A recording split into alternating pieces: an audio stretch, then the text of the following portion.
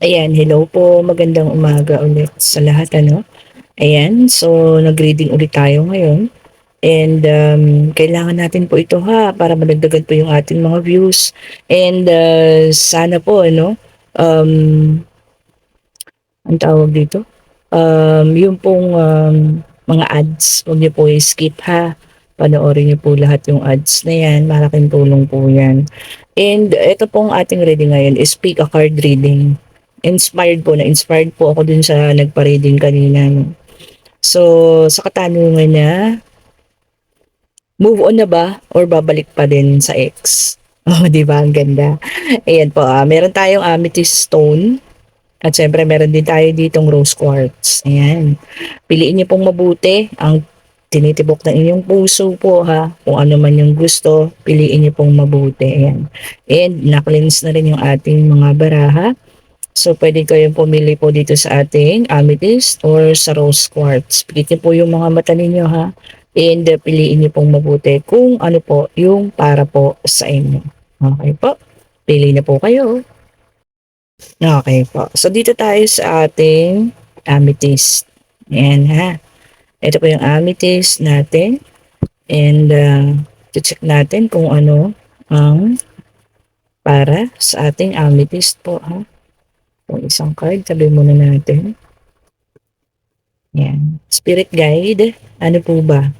Move on na po ba or babalik ang ex or babalik sa ex? Bigyan niyo po sa amin ng kasagutan. Ayan. Sa lahat po ng pumili ng amethyst, ito na po yung para sa inyo.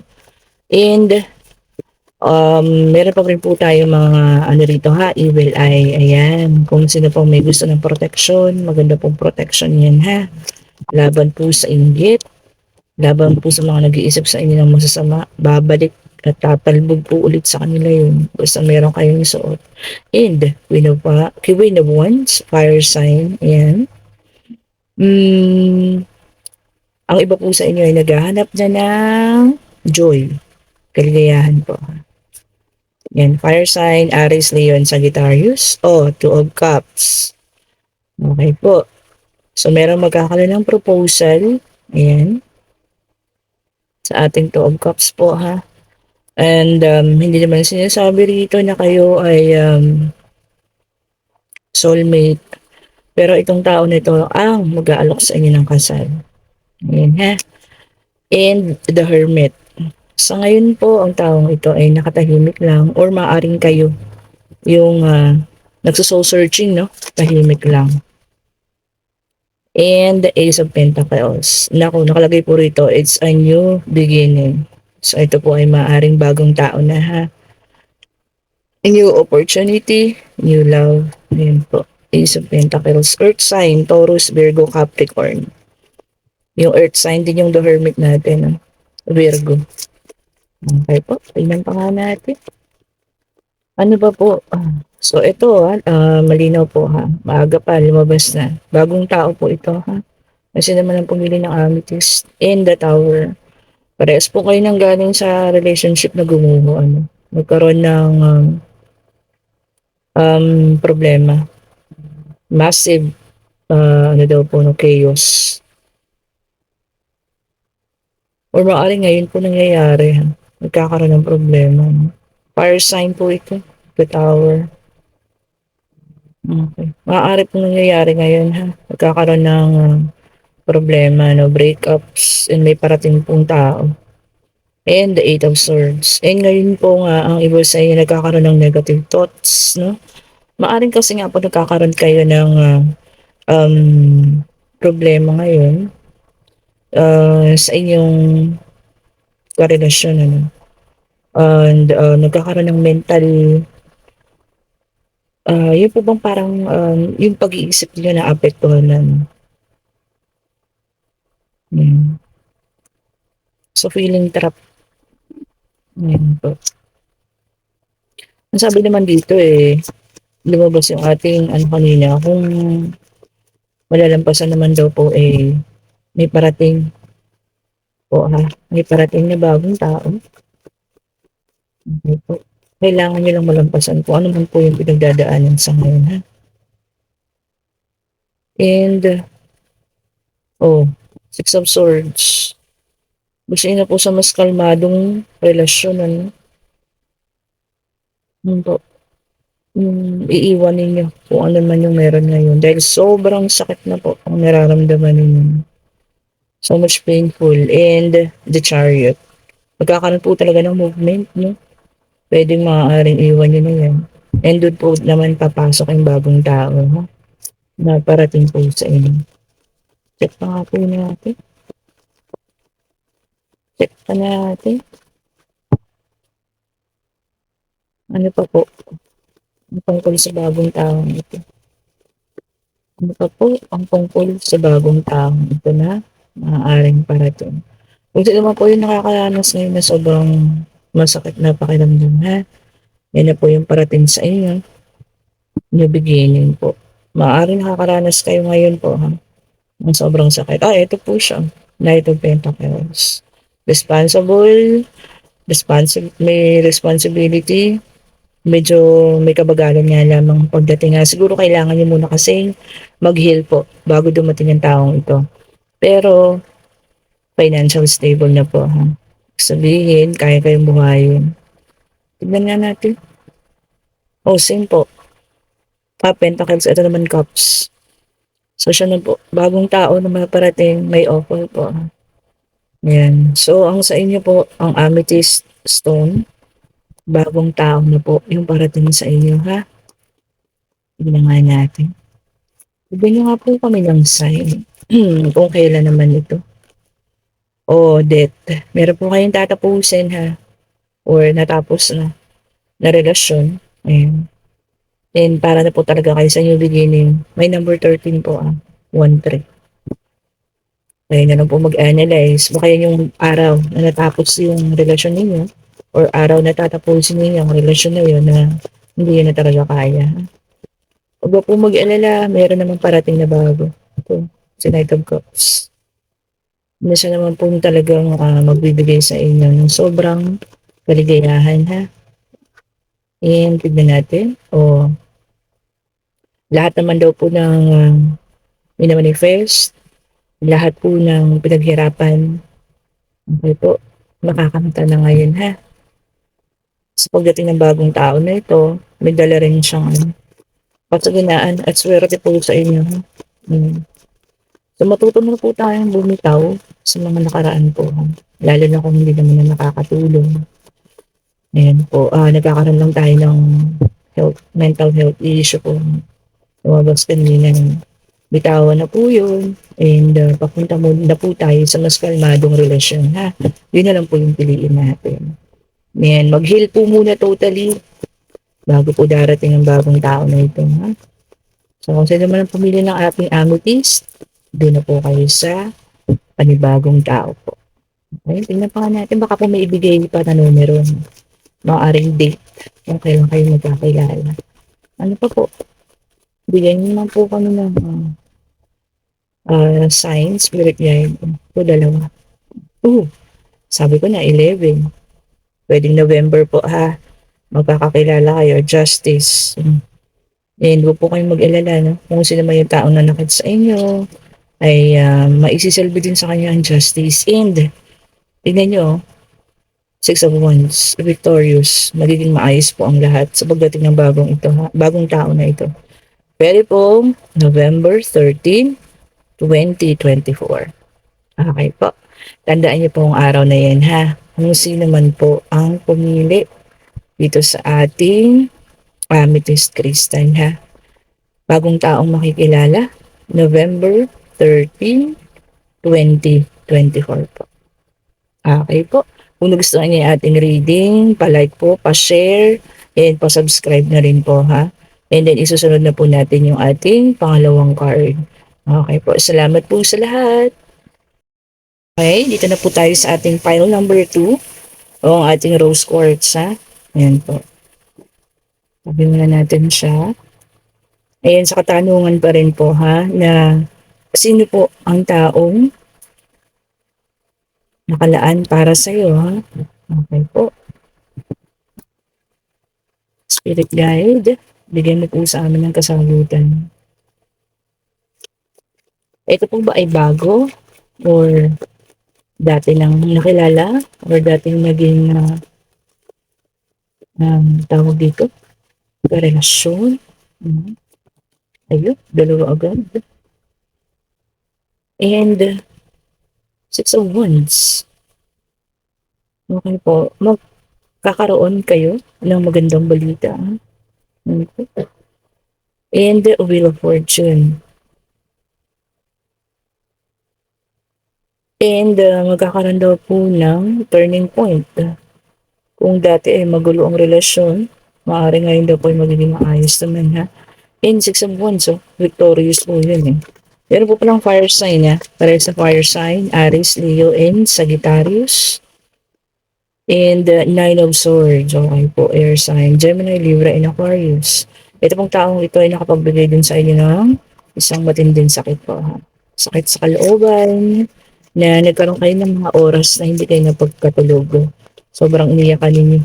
So, maaaring ex po, ha, itong taong ito na magbabalik. Ayan, ha, na taong, okey, so justice. Nakamit niyo na rin po ang justice sa ginawa niya sa inyo, 'no, air sign, Libra, ayan. So ito pong taong ito ay maaaring taong nakaraan na siya po magbabalik, ha.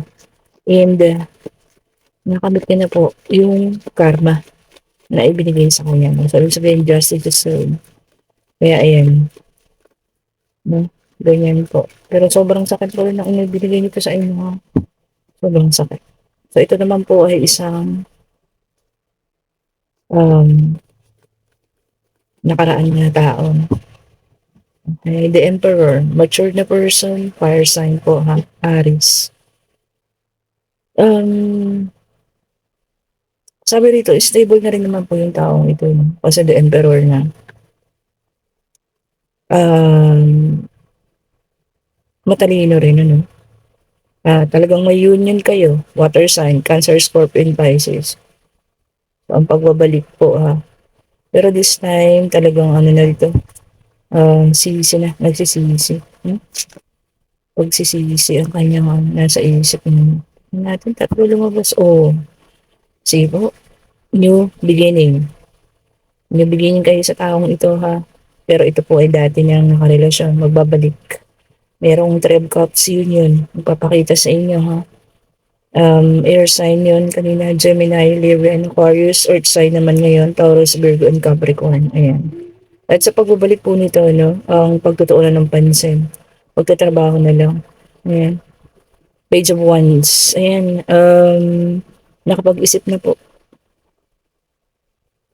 May parating pong bagong ano, excitement. So talagang magbabalik ang taong ito, no, na parang bubuhay ulit sa, kumbaga yung yung damdamin niyo dati na natapos na. Ayan. Ayan, ha, kung sino naman po ang nakakaranas nito. Kung sino man po ang nakakaranas nito. Pero isa lang po ang sigurado, ito po ay dati na ninyong nakarelasyon. Oops. Two of Wands. Napili po ito. Fire sign. Aries na yun, Sagittarius. Namili po siya. And sa ngayon, kayo na po yung kanyang pinili. Check ko nga po for clarification lang, ha. Dito sa ating, tingnan mo. Dati niyang ipinaglaban. Ex po talaga. Ngayon tanongin natin kung may araw, ha. Bigyan niyo nga po kami ng date kung kailan naman sila magkikita ulit or babalik po. Hindi tayo numero. Oh, eto po maaaring dating yung asawa, ha. May mga anak kayo. Or siya po mag-aano sa inyo, magpo-propose ng pagpapamilya, ha. Let's say, mag-aanak ng kasal or asawa ninyo na magbabalik na po, ha. Ayan. At yes na yes po yung nakalagay. Nakalagay naman. Dalawa ang tumalon. Mahal kayo ng taong ito po. Walang ibang hiningi kundi yung mapatawad mo. Ayun naman, magkakaroon ng feeling trap po, ng sitwasyon. Baka naman kasi sa oras na ito, meron na rin kayong bagong taong Kaya magkakaroon kayo ng feeling trap, may pag-iisip. Yan pa nga natin. Oops, may lumabas sa 17 and 24 po ha. Hindi tayo ng isang numero. Baka yun ay araw na magkikita kayo. Ha? Sa group 1 po kasi kanina ang amethyst, mayroong lumabas na araw yun. Numero. And, expect din po ang financial abundance. Ha? May parating po sa inyo kaperahan. Maaari may magpapamana or may makukuha kayo. And Knight of Wands, ayan. Darating po talaga ang taong ito sa inyo. Magbabalik. Ayan, hindi man siya ganun kabilis, pero nag-iisip na po siya sa pagbabalik. Kasi sa ngayon po, pakiramdam niya ay sugatan na siya, defeated. Ayan, yun po ang kanyang pakiramdam. So may 70 na tayo, no? And 2024. Ano ba po? Bigyan niyo po kami ng numero pa. Hindi pa po. Isang numero pa po. Bigyan niyo po. Isang numero pa po. Please po. So yung iba pala sa inyo na nakalaan pa rin sa X. So talagang meron at meron ha. O dalawa po ito. Oh. Kayo naman, nasa ano na kayo. Gusto niyo na po ng mas maayos tayo na buhay ha. Yan po, pinili mo. Ayan. And may 12 tayo. December 17, 2024. Maaari pong yun ang araw ng inyong pagkikita ha. Na magkakaroon kayo ng pakiramdam na trap kayo. Mag-iisip. Ayan ha. Kasi sabi ko nga, baka mamaya naka-move on na rin and meron na rin yung ibang nagpapatibok ng inyong puso. Ayan. So magkakaroon po ng ganong pakiramdam ha. Ayan. So sa ating pile number 2, ang pumili po ng rose quartz, ang ex po. Ang inyong maaaring nakasama na habang buhay ha. Makatulungan. And ngayon, isip po tayo ng question, answerable by yes or no. Ayan ha. Ngayon po natin ang kasagutan. Whether it's love, career, occupation, travel po. Isip na po kayo. Ano po ang kasagutan sa kanilang mga katanungan? Okay po. Huwag po kayo mag-skip ng ating mga ads po ha. Para kahit paano po ay kumita naman ng ating munting channel. Pambili lang po ng pagkain ng mga alaga natin. Lalong-lalo na po si Panyang na napakalakas kumain po. Kung hindi naman nakakilala kay Panyang. Kung nagpupunta po kayo sa aking Facebook page, ayan, may mga litrato po yan si Panyang, ang akin pong black cat. Napakaswerte po siya. Dalawa po ito ha. Hindi tayo lang ng specific po na kasagutan. Isa lang po spirit guide. Ano po kasagutan ninyo sa kanilang mga katanungan. And muli po nagpapasalamat ako sa mga nag-subscribe po ha. And yes, ayan o, may number 20. Baka po sa May 20 po ibibigay ang inyong katanungan ha. Kung ano man po yan. Tignan nyo. Forgiveness daw po. Magpatawad na ha. Maaaring sa file number 2 yan. Magpatawad na raw po. Okay po. So, kung nagustuhan niyo ang ating reading, pa-like po, subscribe, share, and hit the notification bell po para updated kayo lagi sa ating mga i-upload na mga videos po. So, gusto po ng private trading, punta po kayo sa Mystic Tarot po ha, sa Facebook page. And, bibigyan ko po kayo kung sino man po ang gusto ng private trading din ha. And ang private trading naman po natin, hindi naman po siya ganun kamahal. Yung pong pinaka mataas na singil ko po ay talagang full reading na po yun ha. May financial, may love, meron pong sa, ang tawag dito, general reading po ha. Kung sino man po ang nakaresonate, mag-iwan po kayo ng bakas dyan. Ayan. And dun po sa mga nabigyan ko ng free reading kagabi, no? So sana po ay naging satisfied naman kayo. Huwag po kayo mag-alala, mamimigay pa tayo ng free reading ha. Randomly, namimili na po ako. Kahit po hindi ados ng buwan ha. Kasi masaya din po no? Nakakatulong kahit pa paano. Okay po, salamat po sa lahat ng nanood ngayong araw na ito. And God bless po. Bye-bye po.